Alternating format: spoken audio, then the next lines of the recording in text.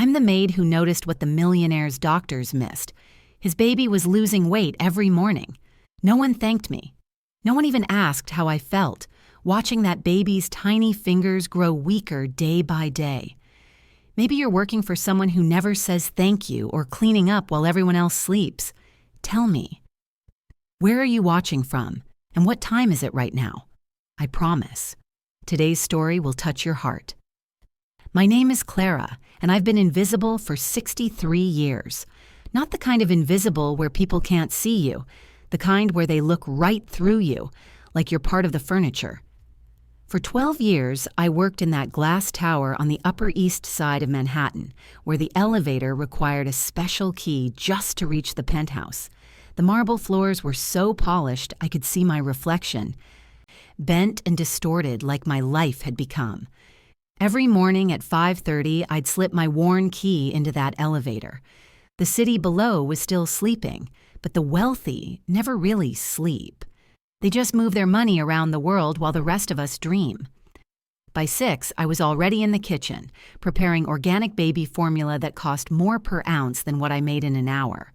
The baby, little Sophia, would wake soon, and I'd be the first face she saw.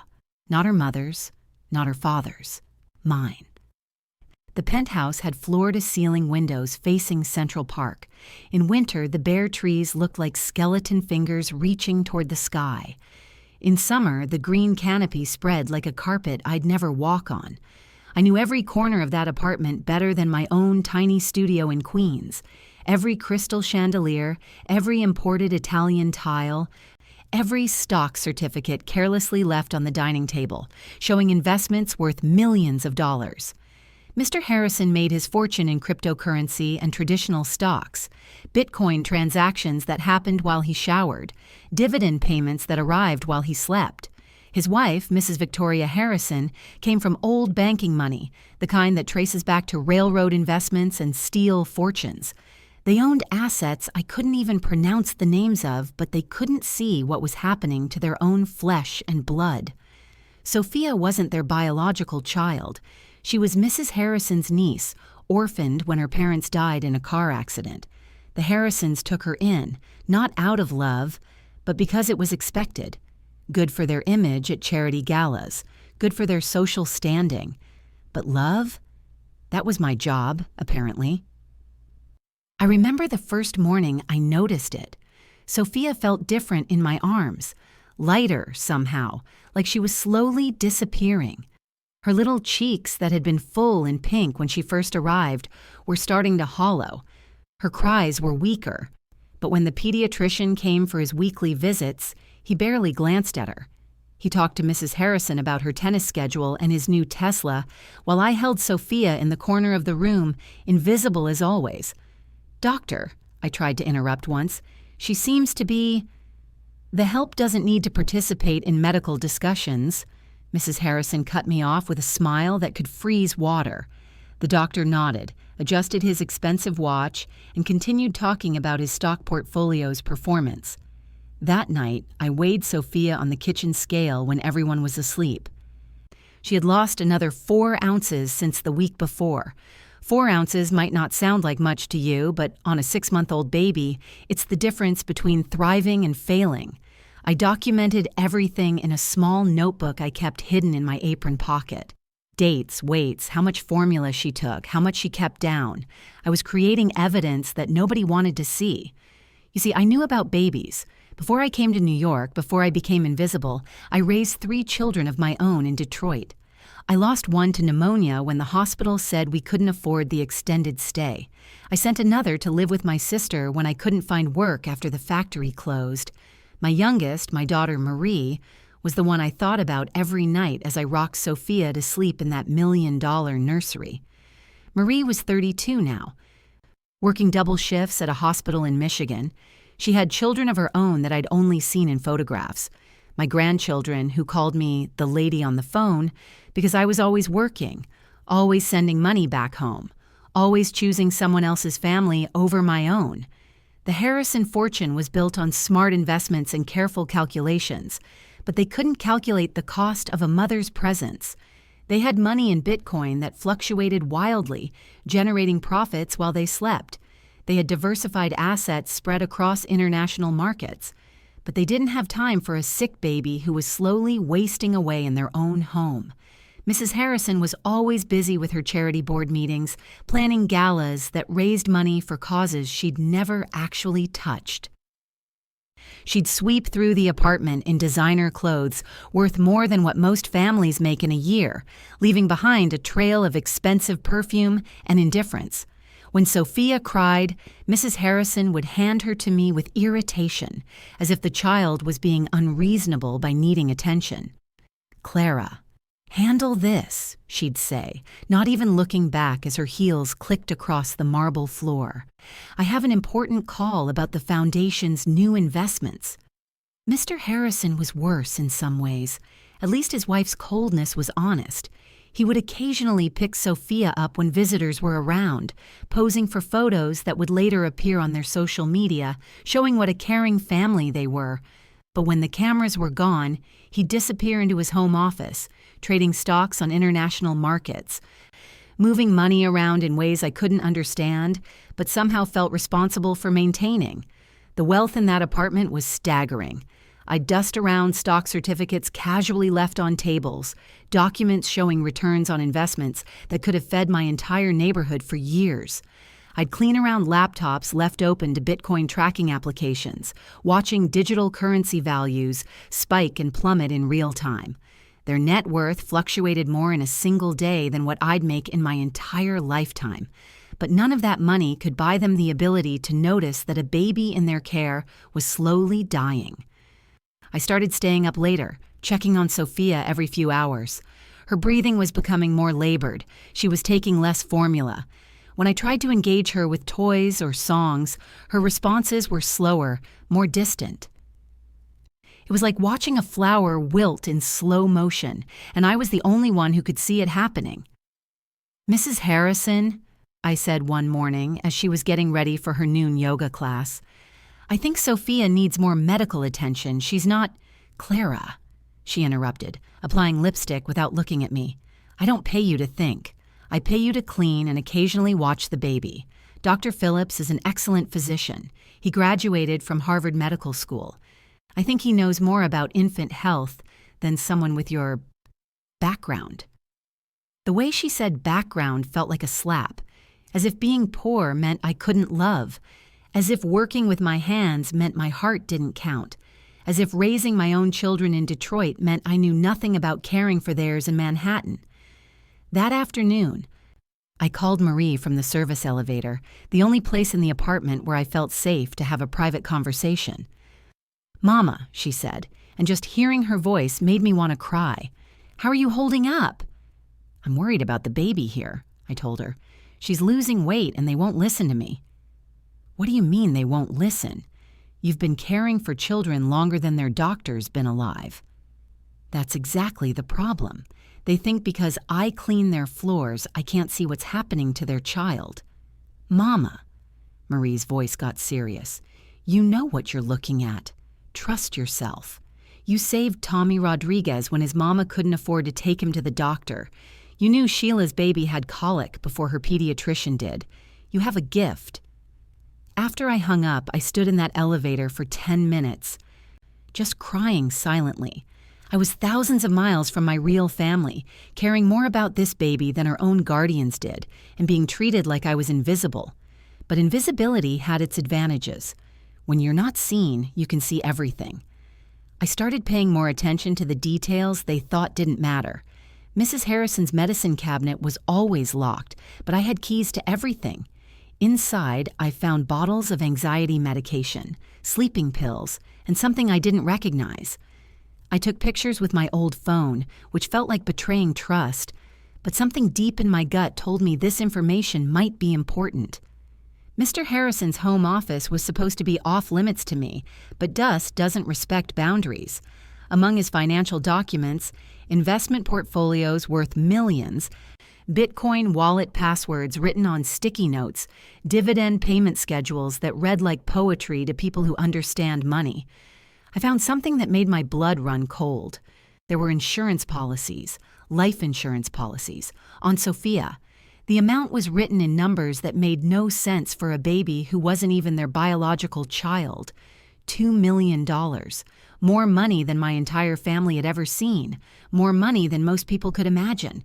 And all of it dependent on one small, sick child who was slowly disappearing in their care. I photographed those documents too, my hands shaking as I held the phone. This wasn't just neglect anymore. This felt like something much darker. That night, Sophia's crying was different. Not the demanding cry of a healthy baby, but the weak mewing of someone giving up. I held her against my chest, feeling how her ribs had started to show through her once chubby sides. She was 7 months old and weighed less than she had at 4 months. Any mother would have been panicked. Any parent would have been camping out at the hospital. But the Harrisons were at a fundraising dinner for children's health, ironically, where they would give speeches about the importance of caring for vulnerable young people. I made a decision that night that would change everything. I called 911. "I need an ambulance," I whispered into the phone, hiding in the laundry room. "There's a baby here who's very sick." "What's the address, ma'am?" I gave them the 5th Avenue penthouse address, knowing that the luxury location would complicate everything but not caring anymore. "What's your relationship to the child?" I hesitated. What was I? Not family. Not exactly an employee for medical purposes. I was something harder to define. "I'm her caregiver. I live here. She's losing weight rapidly and the family hasn't been responsive to my concerns." "We'll be right there." 20 minutes later, paramedics were in the elevator, examining Sophia while I tried to explain the situation. They took one look at her and agreed immediately that she needed hospital care. By the time the Harrisons returned from their charity dinner, Sophia was in the pediatric ICU at Mount Sinai, and I was in the worst trouble of my life. "You called an ambulance without our permission." Mr. Harrison's voice was cold with a rage I'd never heard before. "Do you have any idea what this looks like? What people will say?" "I know what a dying baby looks like," I answered, surprising myself with how steady my voice was. "And I know that saving her life was more important than your reputation." Mrs. Harrison was pacing the marble floor like a caged animal. "This is a disaster. The insurance questions alone will be a nightmare. And if the press gets hold of this story..." Insurance questions. That phrase stuck with me like a splinter. "The baby nearly died," I said quietly. "Doesn't that matter to you at all?" "Of course it matters," Mrs. Harrison snapped. "But there are procedures, protocols. You don't just take someone else's child to the hospital without consulting the parents first." "You weren't here to consult. You were at a party talking about helping children while your child was dying upstairs." The silence that followed was thick with the kind of anger that comes from being confronted with an uncomfortable truth. Mr. Harrison's face was red, and I could see him calculating, the same way he probably calculated stock trades and Bitcoin investments. "Clara," he said slowly, "I think it's time for you to start looking for another position." "Fine," I said, and I meant it. "But I want to know why that baby has a $2 million life insurance policy." The color drained from both of their faces. Mrs. Harrison stopped pacing. Mr. Harrison's hand moved instinctively toward his pocket, as if he was reaching for his phone to call someone. "That's none of your business," Mrs. Harrison said, but her voice had lost its commanding edge. "It became my business when I was the only one caring enough to notice she was dying." I walked to my small room off the kitchen and started packing. I didn't have much. A few changes of clothes, some photographs of my real family, the notebook where I'd been documenting Sophia's decline. But I also had something else now. Pictures of those insurance documents. That night, I slept in my tiny apartment in Queens for the first time in months, and despite everything, I slept deeply. The next morning, I called Marie and told her everything. "Mama, you need to report this, not just to the hospital, but to the police." What if I'm wrong? What if I'm just an old cleaning lady who didn't understand what she was seeing? "Mama," Marie's voice was firm, "you've never been wrong about children, not once in all the years I've known you. Trust yourself. The hospital called later that day. Sophia had been dehydrated and malnourished, but there was something else. Blood tests showed traces of sedatives, small amounts, not enough to be immediately dangerous, but enough to make a baby less interested in eating, less active, more likely to sleep through the symptoms of slow starvation. Someone had been drugging her. The police detective who came to interview me was a woman about my daughter's age, with kind eyes and tired shoulders. She listened to my story without interruption, took copies of my photographs, and promised to investigate thoroughly. "Ma'am," she said as she was leaving, "I want you to know that what you did probably saved that child's life. Whatever consequences come from this, remember that you were the only adult who put her welfare first." 3 weeks later, the Harrisons were arrested. The investigation revealed that Mrs. Harrison had been adding small amounts of her anxiety medication to Sophia's formula, not enough to kill her quickly, but enough to make her gradually waste away. The plan, investigators believed, was to collect the insurance money after what would have appeared to be a tragic failure to thrive, a not uncommon cause of infant death. Mr. Harrison claimed he didn't know what his wife was doing, but financial records showed he had already started moving assets offshore, preparing for the insurance payout. Their vast fortune, built on carefully calculated investments and shrewd business decisions, was about to be supplemented by the murder of an innocent child. The story made national news. Millionaire couple accused of poisoning, infant for insurance money. Cryptocurrency fortune not enough, wealthy pair charged with attempted murder. Brave housekeeper saves baby's life. But I didn't feel brave. I felt tired and sad and guilty that it had taken me so long to act decisively. Sophia went to live with Mrs. Harrison's sister in California, a woman who actually wanted children and had been fighting for custody since the original accident. I received updates through the detective. Sophia was healthy, gaining weight, laughing again. She would never remember this chapter of her life, which was probably a mercy. As for me, I was unemployed at 63 with a reference letter that was basically useless. Who wants to hire someone who called the police on their previous employers, even if it was for the right reasons? But something had changed inside me. For the first time in years, I had chosen my conscience over my paycheck. I had spoken up instead of staying invisible. It felt terrifying and liberating at the same time. I used my savings, money I'd been hoarding for emergencies while working for people who spent more on a single dinner than I made in a month, to buy a plane ticket to Detroit. I was going home to visit Marie and meet my grandchildren in person for the first time. Standing in that Detroit airport waiting for Marie to pick me up, I realized something profound. I had been so busy being invisible in someone else's life that I had made myself invisible in my own. My daughter barely knew me.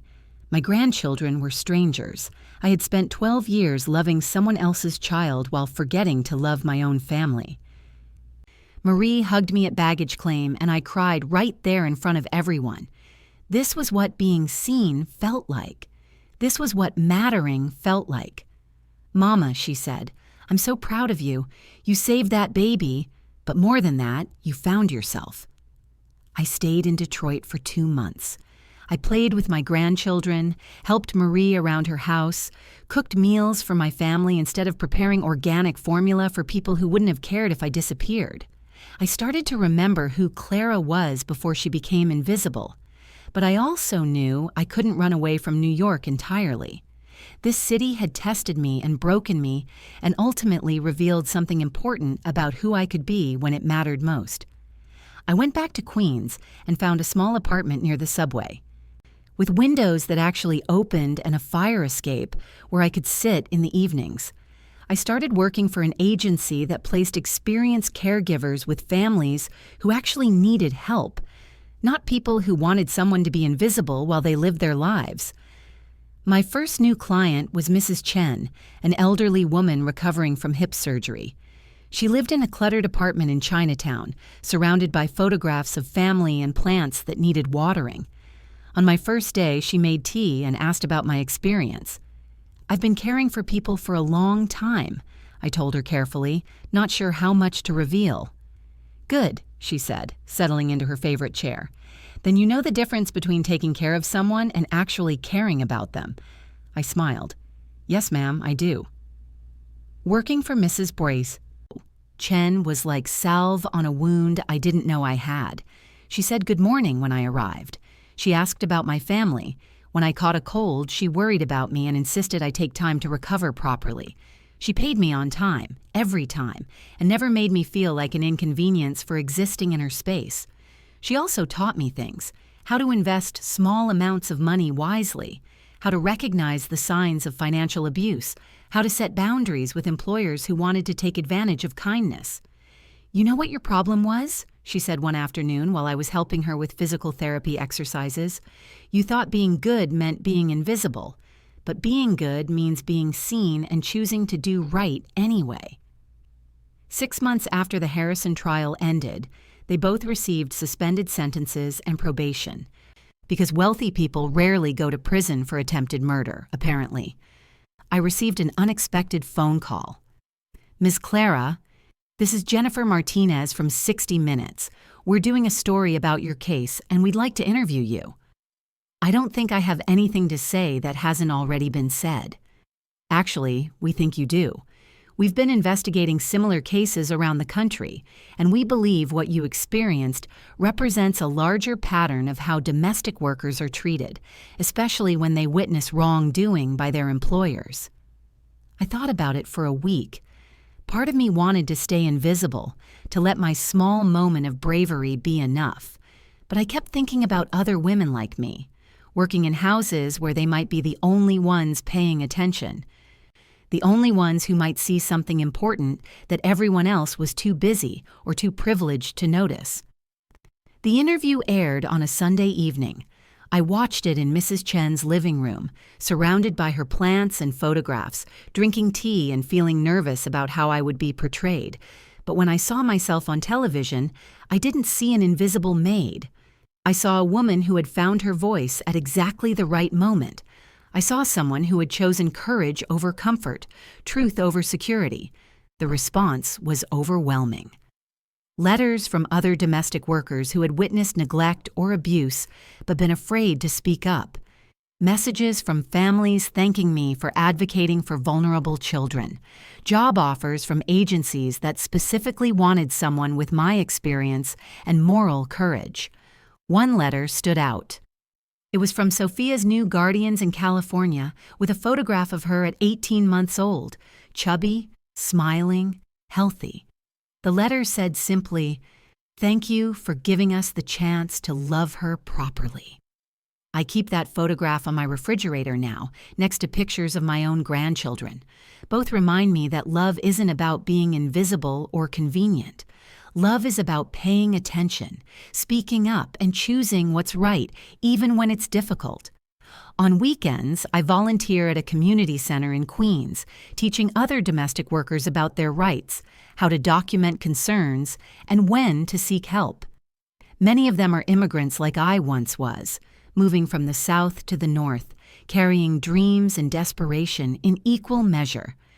You have eyes, I tell them. You have voices. You have the right to be seen and heard, especially when someone vulnerable needs your help. Some of them nod politely, and I can tell they think I'm naive. They need their jobs. They can't afford to make waves. They have families depending on them, just like I did. I understand, but I also know that staying invisible doesn't protect you from other people's cruelty. It just makes you complicit in it. Last month, Marie visited me in New York with her children. We rode the subway together, walked through Central Park, visited the Metropolitan Museum of Art.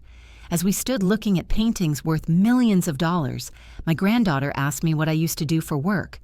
I took care of people, I told her, but I forgot to take care of myself. What do you do now? I thought about Mrs. Chen waiting for me with afternoon tea.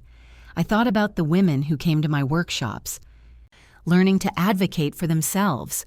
I thought about Sophia, healthy and happy in California. I thought about the detectives who still called me occasionally to consult on cases involving domestic workers who had witnessed concerning situations. Now I take care of people who want to be taken care of, and I take care of myself, too. That sounds better, she said, and took my hand. Walking through Central Park that day, I could see the penthouse where I used to work. The building looked smaller somehow, less imposing. I felt nothing looking at it. Not anger, not sadness, not fear, just the quiet satisfaction of having survived something that could have destroyed me. That evening, after Marie and the children went back to their hotel, I sat on my fire escape watching the city lights flicker on. Queens spread out below me like a constellation of small dreams and big hopes. Somewhere in this borough were women like I used to be, working invisible jobs, sending money to distant families, carrying love that nobody saw.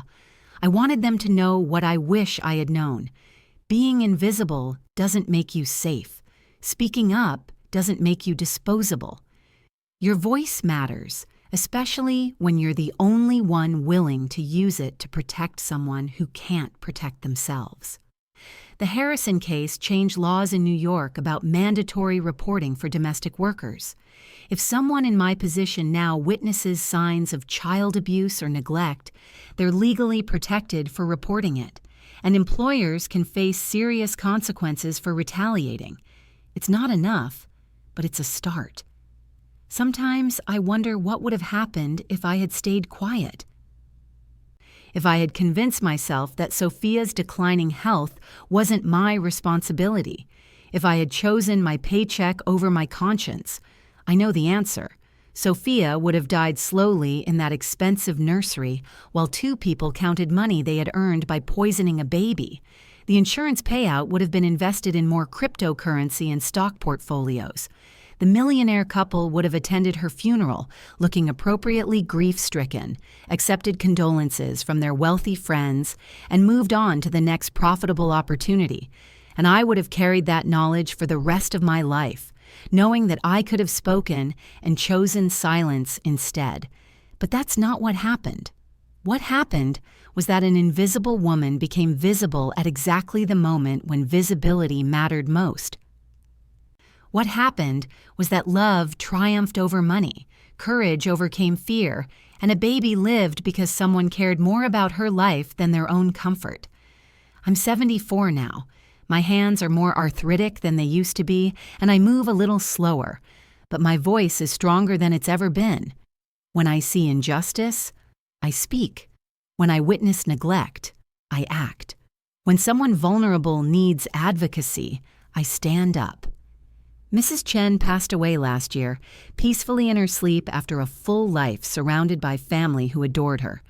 At her funeral, her grandson thanked me for helping his grandmother maintain her dignity and independence in her final years. She said you saw her as a person, not a problem, he told me. That made all the difference. I work part-time now for an agency that specializes in elder care, focusing on clients who need not just physical assistance, but emotional support. They pay well, treat their employees with respect, and encourage us to speak up if we notice anything concerning about client care. It's different work than I'm used to, in some ways. These clients want to be seen. They want conversation, companionship, acknowledgement that they still matter. But in other ways, it's exactly the same. It's about paying attention to vulnerable people and ensuring they receive the care they deserve. Last week, I started training a young woman named Rosa, who reminded me of myself 30 years ago. She was nervous about speaking up if she saw something wrong, afraid of losing a job she desperately needed. "What if they fire me?" she asked during our training session. "What if you stay quiet and someone gets hurt because you were afraid?" I asked her back. "Which consequence could you live with?" She thought about it for a long time. "I couldn't live with someone getting hurt because I was scared." "Then you already know what you need to know." I gave her a small notebook, the same kind I used to document Sophia's decline. Keep track of what you see. Trust your instincts. Remember that you matter, even when other people act like you don't. Rosa nodded, tucking the notebook into her pocket. Watching her, I saw myself learning to be visible again, learning to trust that my observations and concerns were valid even when more educated, wealthier, more powerful people dismiss them. On my days off, I visit Sophia sometimes. She's 5 now, living in a house filled with laughter and pets and the kind of chaos that comes from being truly wanted. She doesn't remember me, of course, but her guardian aunt always welcomes me warmly. She asks why I call you her guardian angel, her aunt told me last visit. I tell her that some people are put in our lives at exactly the right moment to make sure love wins over everything else. Sophia hugged me goodbye that day, and I thought about how different this felt from holding her as a sick baby in that cold penthouse. This was the hug of a healthy child who knew she was loved, who had never experienced a moment's doubt about whether she mattered. That's what I fought for, I realized. Not just her life, but her right to know that she was precious to someone. Her right to grow up in a place where her well-being mattered more than money, where the adults around her paid attention because they loved her, not because they were calculating her market value. These days, I sleep well most nights. When I wake up, I make coffee in my own kitchen, water my plants on the fire escape, and take my time getting ready for whatever the day holds. I have enough money saved to feel secure, enough work to feel useful, and enough love in my life to feel seen. I'm not invisible anymore. But more importantly, I've learned that I never really was. I was just surrounded by people who chose not to see me, people who benefited from my invisibility. The difference between being invisible and being ignored is choice. Other people's choice to overlook you doesn't make you less real, less important, less worthy of respect and consideration. I wish I had learned that lesson earlier.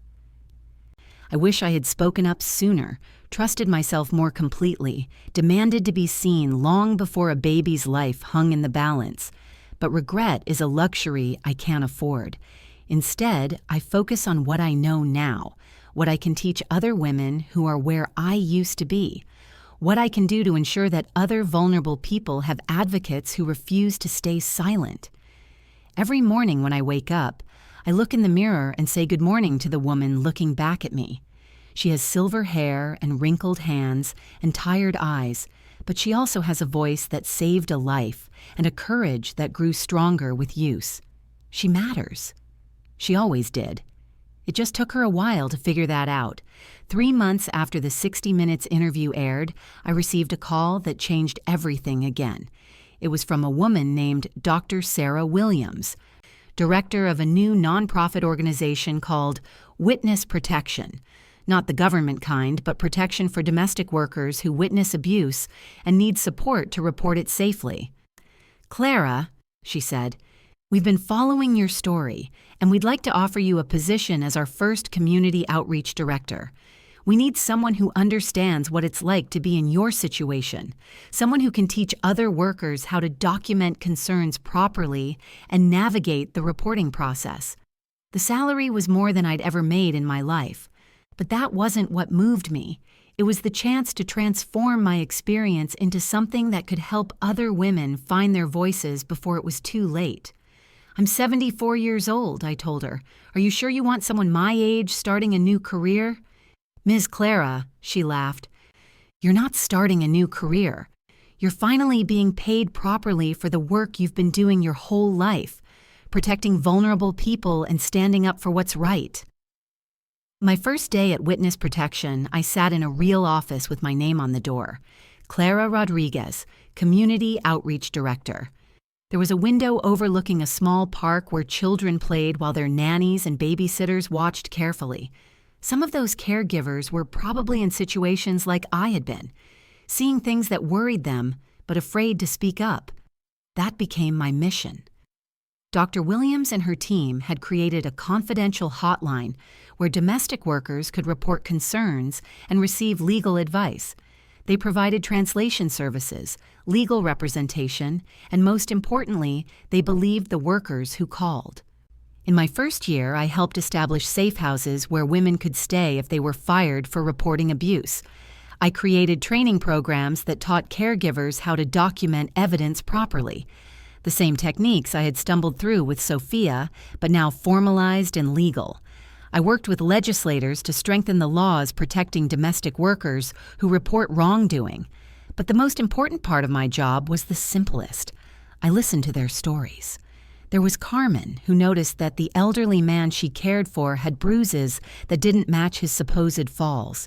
His son was stealing his Social Security checks and getting violent when the old man asked questions. Carmen was afraid to report it because she was undocumented and feared deportation more than anything. There was Janet, who realized that the teenage daughter in the house where she worked was being sexually abused by her stepfather. The mother worked long hours and refused to believe it. Janet had 3 children of her own depending on her income, but she couldn't sleep knowing what was happening to that girl. There was Rosario, who discovered that her employers were running an illegal gambling operation from their basement while she cleaned upstairs. She'd seen piles of cash, overheard threatening phone calls, and witnessed meetings with dangerous-looking men. She wanted to report it but was terrified of retaliation. Each woman's story was different, but they all shared the same fear, that speaking up would cost them everything while changing nothing. They were trapped between their conscience and their survival, just like I had been.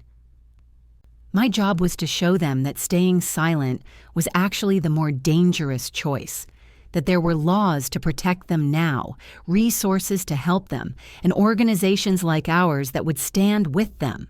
It wasn't easy work. Some cases we lost, women who were too afraid to take action, or situations where we couldn't gather enough evidence to make a difference. But we won enough cases to matter. Children were removed from dangerous homes. Elderly people were protected from financial abuse. Criminal operations were shut down. Lives were saved. On the 2nd anniversary of the Harrison case, Sophia's aunt invited me to her 6th birthday party. I flew to California for the weekend, bringing a small gift and a heart full of gratitude. Sophia was tall for her age, with bright eyes and an infectious laugh. She ran to greet me at the door like I was family, even though she had no memory of the first year of her life when I held her every day. "Are you the angel lady Aunt Jennifer talks about?" she asked, with the directness only children possess. "I'm just Clara," I told her, "but I'm very happy to see you strong and healthy. Aunt Jennifer says you made sure I was safe when I was a baby, before I came to live here." I looked at her aunt, wondering how much a 6-year-old should know about the darkness she had survived. "She knows the basic truth," Jennifer said quietly, "that there were people who didn't take good care of her, and someone who loved her made sure she got to safety. We've always been honest with her in age-appropriate ways." During the party, I watched Sophia play with her friends in the backyard. She was confident, secure in the knowledge that she was wanted and loved. She had a room full of toys that actually belonged to her, not props for photo opportunities. She had adults who paid attention to her moods, her needs, her development, not her potential value as an insurance payout. This was what I had saved, not just a life, but a future, not just a baby, but a little girl who would grow up knowing she mattered. Later that evening, after the guests had gone home and Sophia was asleep, Jennifer and I sat on her back porch talking about the case and its aftermath. "The detective told me you kept detailed records of everything," she said. "Sophia's weight loss, feeding schedule, behavioral changes. That documentation was crucial to the prosecution." "I didn't know it at the time," I admitted. "I just knew something was wrong, and I needed to be able to prove it to myself, if nothing else." "Do you ever wonder what would have happened if you hadn't been there? If they had hired a less observant caregiver or someone too intimidated to speak up?" I had wondered about that, actually, many times. "I think about all the other women who might be in similar situations right now," I said. "That's why I do the work I do now, so other children don't have to depend on luck to find someone who will notice and care enough to act." Jennifer was quiet for a moment, watching the California sunset paint the sky in soft pastels. "Sophia asks me sometimes why her first parents died," she said finally, "and I tell her that sad things happen that we can't control. But I also tell her that good people make sure love wins in the end, that even when scary things happen, there are always people who will fight to protect children. And do you think she believes that? Look at her, Jennifer smiled. She's fearless. She trusts the world because her experience has taught her that the world can be trusted. She doesn't know how rare that is or how easily it could have been different. Flying back to New York that night, I reflected on how much my life had changed in 3 years. I had gone from invisible to visible, from powerless to influential, from afraid to speak up to being paid to teach others how to find their voices. But the most important change was internal. I had learned to trust myself, to believe that my observations mattered, that my instincts were valid, that my voice had value. Back in Queens, Rosa was waiting for me with updates on her own cases. She had become a skillful advocate, helping several families in her neighborhood navigate reporting concerns about child safety and elder abuse. "Miss Clara," she said, showing me her latest documentation, "remember Mrs. Patterson, the lady with the son who was stealing from her?" I nodded. Mrs. Patterson was 93, living with early-stage dementia, when Rosa noticed her son was forging checks from her account. The bank finally froze the account, and Adult Protective Services got involved. They moved Mrs. Patterson to a really nice assisted living facility, and her son is facing criminal charges. She's so much happier now, and safe. "How do you feel about speaking up?" I asked her. "Scared still sometimes," Rosa admitted, "but less scared than I used to be, and I know I did the right thing." Mrs. Patterson deserved better than to have her own child stealing from her. Cases like Mrs. Patterson's were becoming more common as word spread about our organization. Adult children taking advantage of aging parents, care facilities cutting corners on safety, foster families who took children for the monthly payments but provided minimal care. Each case reminded me of Sophia, vulnerable people depending on others for their basic needs, often invisible to the systems that were supposed to protect them, noticed primarily by the women who cleaned their homes and prepared their meals and helped with their daily care. The women who were supposed to be invisible. One afternoon, I was training a group of new domestic workers when a young woman named Anna raised her hand. "Miss Clara," she said in heavily accented English, "what if the family is nice to me, but I see them being bad to their children? What if they pay me well and treat me with respect, but I know they are hurting their kids?" It was a complicated question, one I heard variations of regularly. The guilt of reporting people who had been kind to you personally, even when you knew they were causing harm to others. "Anna," I said, "kindness to you doesn't cancel out cruelty to children. Good people can do bad things, but that doesn't make the bad things acceptable. Your job is not to judge whether they deserve punishment, but to make sure vulnerable people get protection." "But what if I'm wrong? What if I misunderstood something?" "Then investigators will figure that out. That's their job. Your job is to report what you've observed and let trained professionals determine what it means." After the training session, Anna stayed behind to talk privately. "The family I work for, they have twin boys 5 years old," she said quietly. "The parents fight a lot, sometimes physical fights.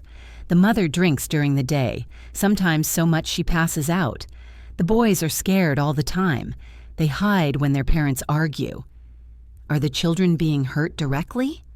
"Not hit, but they don't eat regular meals because no one remembers to feed them when the parents are fighting or drinking. They wear the same clothes for days because nobody is paying attention. Last week, one of them fell down the stairs because no one was watching, and they didn't even take him to the doctor." This was neglect, clear and simple. Not dramatic enough for headlines, but devastating for the children experiencing it. "Anna, those boys need someone to speak up for them. They can't protect themselves." "What if the parents find out I reported them?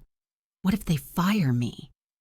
What if those boys grow up thinking that no adult cared enough about them to ensure they were safe?" Anna cried then.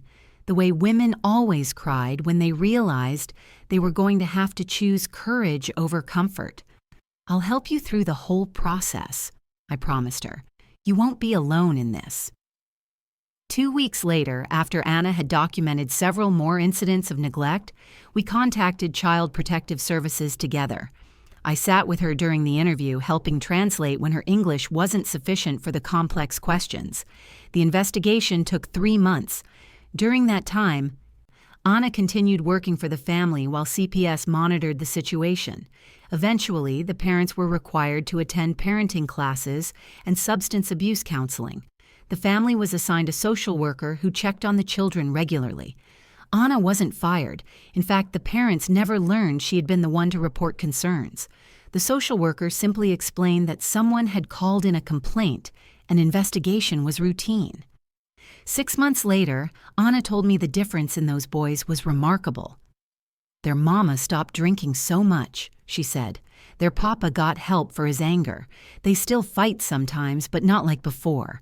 And the boys, Miss Clara, they laugh now, they play, they're not scared all the time." "How do you feel about having spoken up?" "Proud," she said without hesitation. "I saved those boys from growing up scared. I gave them a chance to have a real childhood." Stories like Anna's were the fuel that kept me going. Every woman who found her voice, every child who was protected, every vulnerable person who was noticed and defended, it all mattered. It all added up to something bigger than any one case or any one victory. But I also knew we were only reaching a fraction of the women who needed our support. For every Rosa or Anna, there were dozens of others who remained silent out of fear, necessity, or simple lack of knowledge about their options. That's when I proposed expanding our program to include community workshops in languages other than English, partnerships with immigrant rights organizations, and collaboration with churches and cultural centers where domestic workers gathered. "We need to go where they are," I told Dr. Williams during one of our planning meetings. "Many of these women don't have internet access or time to research resources on their own. We have to bring the information directly to them." The expanded outreach program launched on the 3rd anniversary of Sophia's rescue. We held workshops in church basements, community centers, and even in parks where nannies gathered while children played. I would start each session the same way. "My name is Clara, and I used to be invisible. I worked for 12 years taking care of a baby whose legal guardians were slowly killing her. I was afraid to speak up because I needed my job. I was afraid no one would believe me because I was just the help. I was wrong about both of those things. And my silence almost cost an innocent child her life." Then I would tell Sophia's story, not for drama or sympathy, but as proof that speaking up was possible and that it could make a difference. The response was overwhelming. Women would stay after the sessions to share their own stories, ask for help with specific situations, or simply to thank me for showing them that their voices mattered. There was Elena, who had noticed that her employer was claiming unemployment benefits while paying her under the table.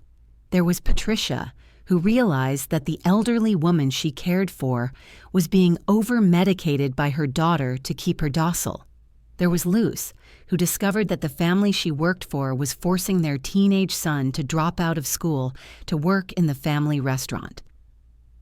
Each story was a reminder that abuse and neglect don't discriminate by income level or social status.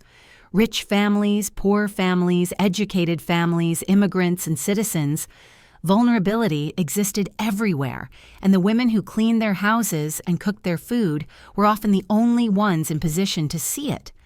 By the end of my 4th year with Witness Protection, we had helped report and resolve over 200 cases of abuse or neglect. We had provided legal support to dozens of women who faced retaliation for speaking up. We had successfully lobbied for stronger laws protecting domestic workers who reported concerns about their employers. But more than the numbers, what mattered to me were the individual lives that changed. Children who were protected. Elderly people who were safe. Workers who discovered they had power they never knew they possessed. On a warm evening in May, I was sitting on my fire escape in Queens, enjoying the sunset and the sounds of the neighborhood coming alive after work when my phone rang. It was Jennifer, Sophia's aunt. "Clara, I hope you don't mind me calling, but Sophia has been asking if she could talk to you. She's been learning about heroes in school, and she wants to ask you some questions for a project." My heart warmed at the thought of Sophia, now 7 years old, thinking of me as a hero. I certainly didn't feel heroic most days. I felt like someone who had stumbled onto the right choice after almost making the wrong one. "Of course," I told Jennifer. "Put her on." "Miss Clara," Sophia's voice was bright and excited. "Aunt Jennifer says you saved me when I was a baby. I want to know what makes someone brave enough to save people." The question caught me off guard. How do you explain courage to a 7-year-old? How do you talk about the intersection of fear and love, self-preservation and moral obligation? "Well, Sophia," I said finally, "I think bravery happens when you care more about doing what's right than about what might happen to you for doing it. It's not that you're not scared. It's that you're more scared of what happens if you stay quiet." "Were you scared when you called the ambulance for me?" "Very scared," I admitted. "I was scared I would lose my job. I was scared your guardians would be angry with me. I was scared that maybe I was wrong about how sick you were. But you called anyway?" "I called anyway, because I was more scared of what would happen to you if I didn't call." "And that's what makes someone a hero? Doing the right thing even when you're scared?" "Out of the mouths of babes," as my grandmother used to say. "I think that's exactly what it is, sweetheart. Heroes aren't people who aren't afraid. Heroes are people who are afraid but do the right thing anyway." After we hung up, I sat on that fire escape for another hour, thinking about Sophia's question and my answer. Had I become a hero? I still didn't feel like one. Heroes were supposed to be strong and confident, weren't they? They were supposed to know from the beginning what the right thing was and how to do it. I had been fumbling in the dark, afraid and uncertain, making decisions based on instinct rather than knowledge. I had let fear paralyze me for months before I finally acted. I had questioned myself every step of the way. But maybe that was exactly the point. Maybe heroism wasn't about being fearless. Maybe it was about being afraid and acting anyway. Maybe it was about being ordinary and inadequate and still choosing to stand between harm and the people who couldn't protect themselves. Maybe every woman who had come through our workshops and decided to speak up for a vulnerable child or adult was a hero. Maybe courage wasn't a dramatic, cinematic moment of revelation, but a quiet decision made in kitchen corners and service elevators and moments of witness to suffering that no one else would acknowledge. That night, I wrote in my journal for the first time in years. I wanted to capture that conversation with Sophia, her innocent wisdom about the nature of heroism, and my own slow recognition that maybe I had become something I never expected to be. But more than that, I wanted to document this moment in my life when I could finally say that being invisible had made me visible, that losing everything had helped me find what mattered most, and that the worst experience of my life had become the foundation for the best work I would ever do. I was 76 years old, living alone in a small apartment in Queens, working at a job I had never imagined existed. I had found my voice so late in life that sometimes I wondered if I had wasted all the years when I stayed silent.